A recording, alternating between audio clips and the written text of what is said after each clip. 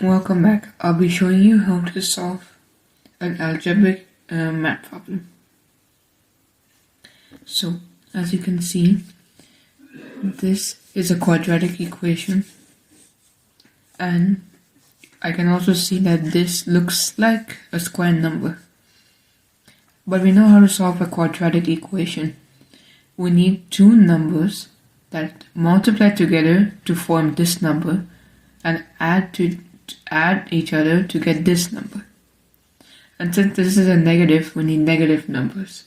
So my first instinct was to try 1 and 1, two numbers, but plus 1 and 1, but 1 times 1 is definitely 1.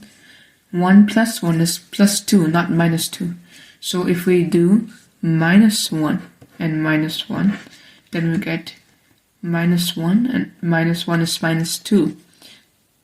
And this applies when we have minus 1 times x minus 1 here.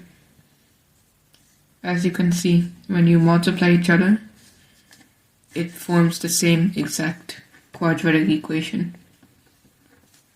And now we know that 15 square is 225 and 10 square is 100.